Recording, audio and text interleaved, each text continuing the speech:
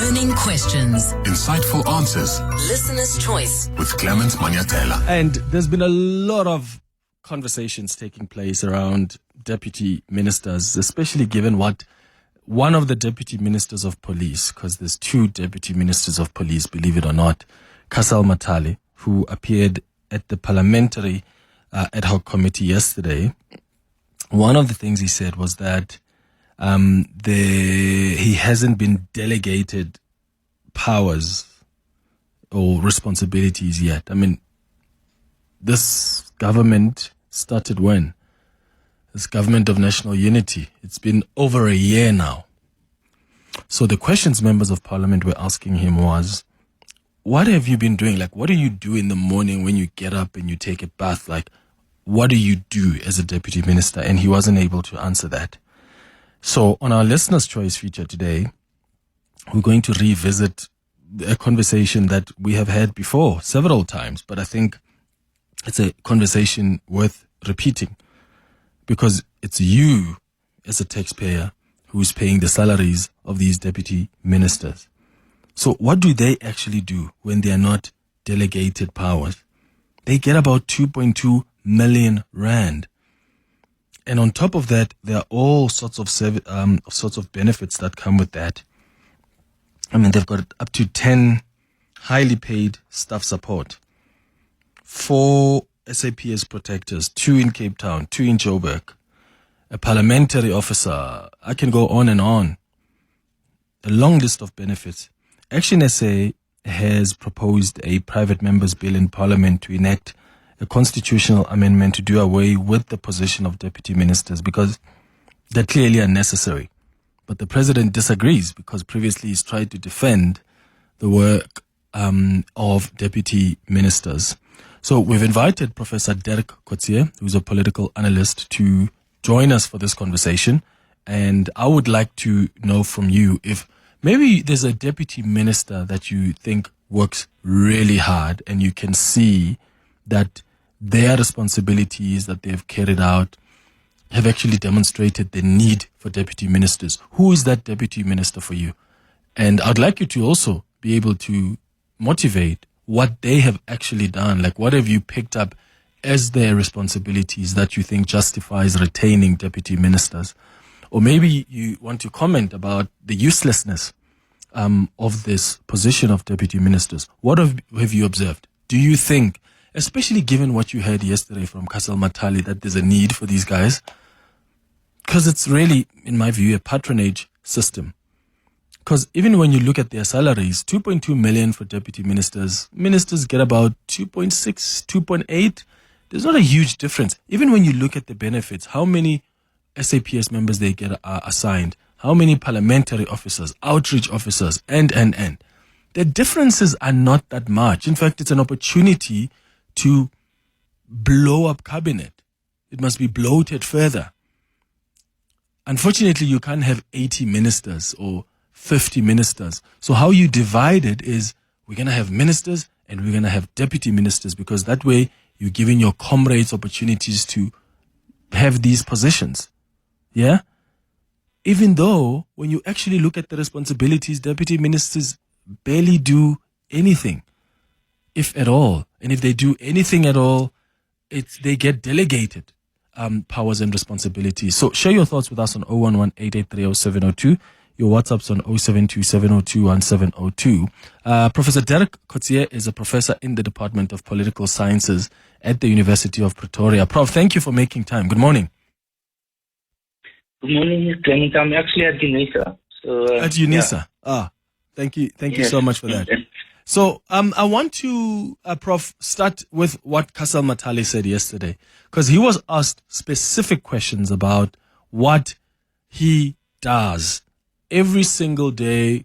Do you wake up? Do you go to work? What do you wait for? And the suggestion, at least I got, and I don't know how you assessed it, was that the minister had not delegated powers and responsibilities yet. So it's almost like for the past year, over a year, these deputy ministers have been doing what exactly? And I'm not even talking about just them arriving at the scene because there's been a terrible murder and they have to show face with the minister or with the national commissioner. We're talking here about actual work that they do.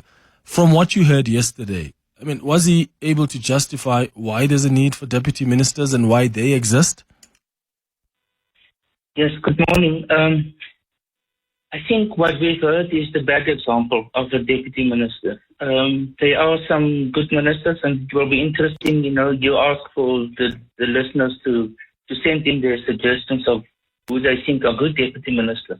Let me start first of all by saying cabinet ministers are members of the cabinet, deputy ministers are not. So that's one big difference in terms of the constitutional status of them.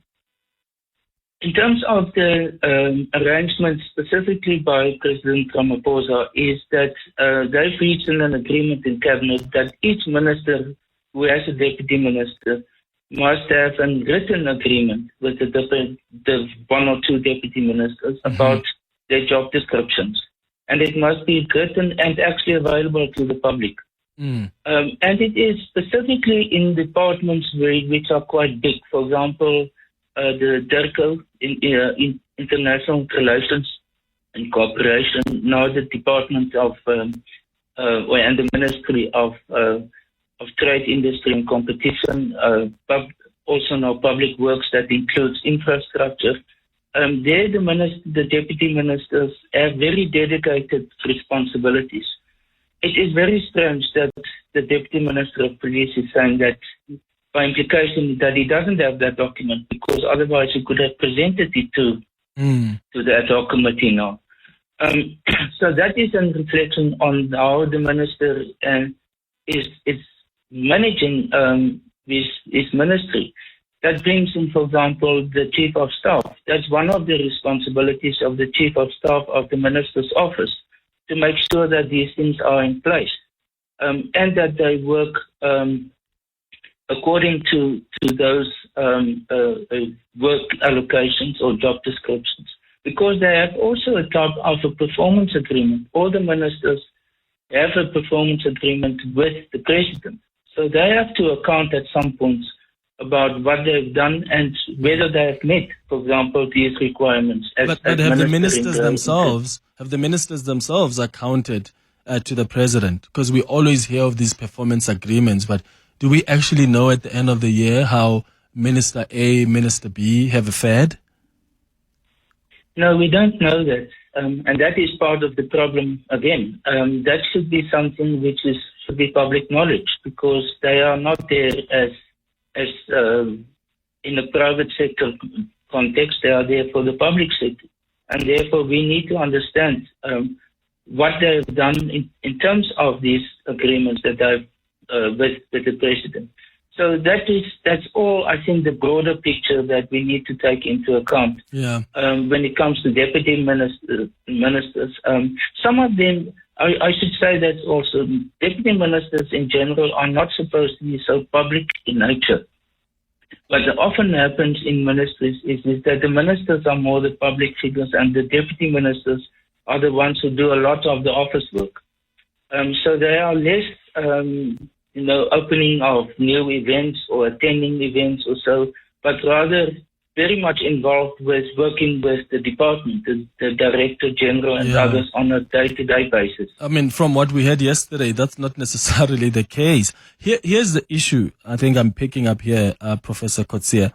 If ministers, because you said earlier there was an agreement that the ministers have to draw up the responsibilities for their deputies, if ministers are the ones that have to sort of design those responsibilities, I think that there's going to be tension there, because my experience in the past, having observed ministers and deputies, is that there's often tension that exists between the two offices, because ministers don't want to be overshadowed by their deputies. So you will see that even when they delegate the responsibilities to them, it's merely, go cut that ribbon there, go attend that meeting. But there's never anything of substance, which then leads to the deputy ministers feeling undermined. And then there's tension, and then the president has to intervene. It's happened before in the past with Faith Mutambi and what's his name? Stella Ndabeni. and other ministers as well. So doesn't that create a situation where the tensions are going to increase if you're putting that responsibility solely on the minister to design what the deputy should do? Well, I agree with you that there is certainly the potential for that. And I think on top of what you have mentioned is now with the government of national unity, where you have a minister of one party and the deputy from another party. We've seen it, for example, in the case of Andrew Whitfield in the trade and industry and competition, where that developed into tensions between the minister and the deputy minister. But there's other examples where the deputy ministers, for example, Alvin Botha in Durban, I've seen the job description for him. He's very much responsible, for example, for the non-aligned movement, for international multilateral organizations and so on. And that's his focus area, nothing else. But it really depends on how well the ministry is organized. And as we know, some are definitely not in line with what is expected of them, while some other ministers, for example, the Minister of Deputy of Justice and Constitutional Development, Andre Snell, is possibly the strongest among the two because he's there the longest. And the Minister of Justice is coming and going, as we've seen now lately. So in that case, again, he's a stabilizing presence. Uti Manamela in higher education played exactly the same role. So there is some purpose, but I agree fully with you. It's not across the board the case. Yeah, and I don't know then how you formalize it like that so that it's uniform, for lack of a better phrase, of a better word. Because, and I agree with you, Alvin Botha, when you look at what he does at DERCO, you can see that this is a man at work and a man who also understands even that portfolio. Andre Snell, who's been at Justice, who was at Justice for the longest time. So you can see that there are elements where deputy ministers are doing their work, but also, Professor Kotze, I mean, what they do is not like it's work that the ministers wouldn't be able to do. So even with Alvin Botha, even with Andre Snell, do you think that ministers wouldn't be able, because some of those responsibilities could be delegated, for instance, to the accounting officers, the DG, the deputy, director general, or other senior officials within the department. They could carry out some of those responsibilities, no? Well, you are raising a very interesting point, and that goes back to the commission and to the Kwenazi issue. And this is the distinction between the executive and the public the private and the public administration. And that is what the difference between the ministry and the department is. The DG cannot do that work. It's not supposed to. He is the chief accounting officer from a financial point of view, but not from a policy point of view. So that is where the ministers and the deputy ministers come in. They must be, except for two, must be members of parliament. They must account to parliament for everything that's been done in that ministry and department, while a DG can only account for what is being done from an accounting point of view in the department, but cannot take the political responsibility. So I think that's a principle that we actually have to be very jealous about. Yeah, and absolutely agree there. That line has to be clear between accounting officers and the executive authority. I want to bring in some views coming from some of our listeners on 072-702-1702. We're talking about the role of deputy ministers, and yes, I know it's a conversation we have often. Sometimes it raises its ugly head, but I think it's worth us constantly talking about it, because it's crazy to know that we as taxpayers are paying some people out there 2.2 million rand. And right now, as we speak, there's probably chilling in their mansion in Pretoria or in Cape Town, waiting to be given responsibilities by the minister. And it's been over a year. That makes me uncomfortable, because 2.2 million is a lot of money. And if we're going to spend that as taxpayers, we better spend it on something where we see a return on investment. Here are some of your WhatsApp voice notes that have come through. Good morning, Clement. Pat here from Sprayview. If you remember the Action SA, Tate Mashabela, He's been very vocal about these deputy ministers. It's a waste of money. They don't know what they're doing. And as well as bosses, Musimaimani. He's been complaining about these, that these guys, they need to be disbanded. There shouldn't be any deputy ministers because they're just there to collect money. So I think the president now, he should be ashamed where he is having to listen what the deputy police minister was, or commissioner was, how he answered his questions. It's a fallacy, really. Morning, Clement. For me, I feel like the deputy minister thing, it came across as an ANC thing of saying, okay, we're gonna reward you guys because we need to find people jobs because there's minister of this, minister of that, minister of that. Then in a way, all of the ANC, they must all eat. So the deputy positions were some kind of just a reward of saying, here's what you can do. Maybe there are some deputies who are doing something somewhere in their portfolios, but I don't know, maybe, yeah. But I just feel like it came across that way yesterday because in that portfolio only, there's 2 deputy ministers from the same party, ANC. Good morning, Clement, and how are you? I'm good. It's Bongani from Alberton. Clement, in my understanding, the deputy minister, they are there to back up the ministers. If you know that if the minister is active, that means the deputy minister doesn't have any job. If the minister is not active, that means the deputy minister is the one who is active, who is doing the job for the ministers. So this thing of cadre deployment of the ANC, because you must understand they put people who don't have experience, who know nothing about that department. So they take the one as a deputy minister to back up. Thank you, Clement.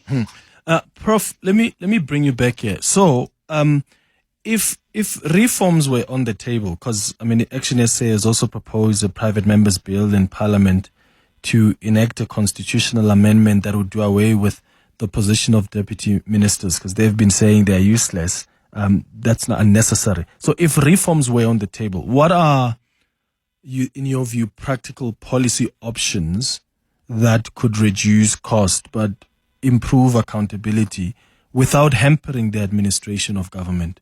What options are available for us? Well, there's a number of options. First one is that some of the ministries can combine, so that we had, for example, in the past, the Ministry of Agriculture and Land Reform. That was one minister with 2 departments, the 2 separate departments. Then, in that case, there was then a deputy minister that assisted with basically one of the departments. I think, first of all, the idea that there should be a deputy minister for every minister, that should be more or less, that correct assumption should be removed. So there must be a special justification why a deputy minister is necessary. To have 2 deputy ministers, I think that should be, at the moment there's 2 ministries with 2 deputy ministers. I think that's simply too many. And that should be very seriously reconsidered. Because the Constitution is not specific about it. It simply says there can be deputy ministers. It's not compulsory. So it's not for the president that he must appoint deputy ministers. If he doesn't appoint a deputy minister, it doesn't mean it's unconstitutional. So there is enough flexibility in the Constitution with respect to this. But I think what many people would like to see is maybe a revisiting of the portfolios of the cabinet, of the ministers in the first instance, and in some instances being able to bring them together. But in terms of cost saving, no, the costs are not saved at the level of ministers and deputy ministers. It's saved at the level of departments, because that is where hundreds of people are employed. Yeah. And so the big restructuring should therefore not be necessarily at the level of the cabinet, but rather to look at how the different departments at the moment function, including the office of the president, that has sort of a subsection of how many? About four departments. Yeah. Because the minister in the presidency is monitoring and evaluation. What else is there? I mean, state security is still in the presidency, isn't it? Well, it's overseen by the minister in the presidency, no? Kumbuzon Chaveni. So yeah, there's some in the presidency. Let me go to Bonnie, who's calling us from Midrand. But I must say, for me, it's really weird that the president has actually delegated the responsibility to the ministers themselves to design the responsibilities of the deputies, because some ministers are overzealous and they'll refuse to delegate or share responsibilities because they don't want to be overshadowed. They don't want to be outstaged. So why place that responsibility on them? Like in the UK, the Prime Minister designates the scope and powers of deputy ministers. And here, you want that to be at the discretion of a minister? It doesn't make sense. Bonnie, you're in Midrand. I'm told you used to work with the Transport Deputy Minister. What was your experience? Good morning. Good morning, Clement. My experience, maybe firstly, let me talk about my opinion in relation to deputy ministers. I do think that it depends on the minister as well as the deputy minister. If a deputy minister is committed and, the level of his or her sophistication is high, she will or he will be able to do whatever that is there, that is available to her. And specifically, I want to talk about, I was in the department in transport at ATNS for, a good 15 years. And our deputy minister was Minister Chikunga. And our understanding was that she's responsible for all the SOEs under transport, which is ATNS, AXA, South African Civil Aviation Authority, and all the others. And she really did a good job. Yeah. The transformation there, that's why even up to today we have female CEOs in those institutions. She did a good job. And so in my view, there is a need and there is something for them to do. But like in any other job,